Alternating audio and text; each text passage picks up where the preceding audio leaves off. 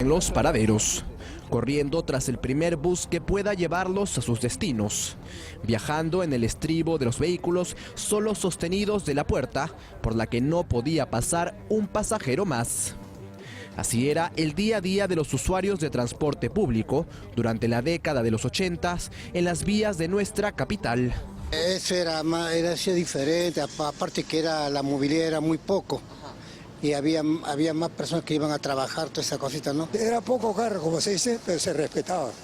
Y los paraderos, ahora para donde le da la gana por ganarse uno, todos los accidentes, ya está insoportable, todo.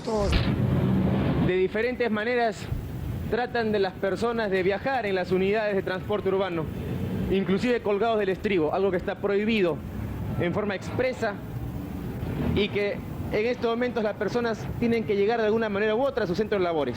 Del lado izquierdo de su pantalla, la forma en la que lucía la avenida Túpac Amaru durante los años 80. Hoy, casi 40 años después, y tras la implementación de una reforma de transporte y la construcción de un sistema integrado de transporte, las cosas parecen no haber cambiado mucho en una ciudad que año a año crece de manera desordenada y que ahora, desde el Congreso, piensa darle mayor cabida al transporte informal. Desde la ATU parecen restarle importancia a estas iniciativas que buscan formalizar a los colectiveros y que, según expertos, pondrían en jaque a nuestro ya golpeado sistema de transporte. En principio, dicha propuesta todavía no es de conocimiento del ATU. Entendemos que el Congreso, dentro de sus facultades legislativas, tiene la facultad de poder emitir esta normativa. No obstante, tendrá que pedir una opinión al órgano competente en materia de servicio de transporte en Lima y Callao, que es la ATU. Y ante ello nosotros emitiremos el pronunciamiento correspondiente evaluando si esta propuesta afecta el servicio de transporte o podría significar un riesgo o permitir el ingreso de vehículos que no cumplan con las condiciones que están establecidas en la normativa.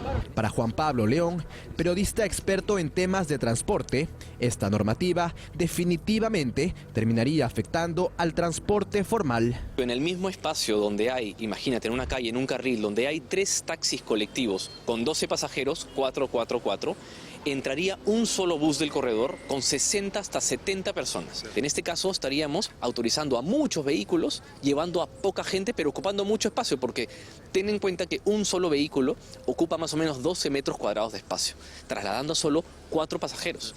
Entonces, eso es poca eficiencia en el uso del espacio público, empezando por ahí.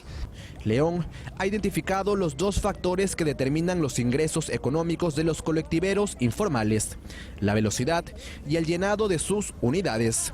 Ahí se explica por qué el descontrol de estos conductores por invadir a diestra y siniestra los paraderos y vías exclusivas de los corredores complementarios. La proliferación de taxis colectivos ha hecho lento al corredor complementario, muy lento. De hecho, la velocidad del corredor ha pasado de 13 km por hora a 9 km por hora, porque los taxis colectivos invaden su ruta y lo hacen lento. Por eso es que las personas que viajan en el corredor, eso explica por qué el bus es malísimo, el bus del corredor no tiene frecuencia definida, no tiene horarios, porque tiene que pelear entre carros, entre taxis colectivos, muchas veces entre propias mototaxis. Entonces, claro, uno dice el corredor es malísimo, pero es malísimo porque ninguna autoridad ha podido liberarles la ruta para que puedan pasar de forma prioritaria. Como se recuerda, el control de las vías está a cargo desde hace 4 años de la Autoridad Única de Transporte, que parece no haber podido articular estrategia alguna para desplazar a los colectiveros. O sea, el día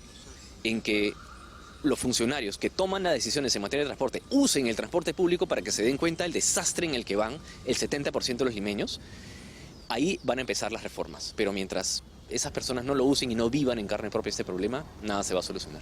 Para el experto, todo esto nos ha regresado en el tiempo hasta llevarnos nuevamente a un escenario similar al vivido en los 90 y que creíamos desaparecido. El taxi colectivo ya ahorita son las nuevas combis, que era precisamente el problema en los 90 que la reforma del transporte que estamos intentando avanzar, lo que intentaba era erradicar las combis. Ahora no son combis, ahora son taxis colectivos. Bajo esa lógica podríamos en todo caso determinar que no estamos yendo para adelante, sino que estamos retrocediendo, porque estamos viendo justamente lo que era un problema en los 80 y 90. Totalmente, el transporte, en vez de avanzar hacia la calidad en favor del bienestar del ciudadano, está yendo en retroceso.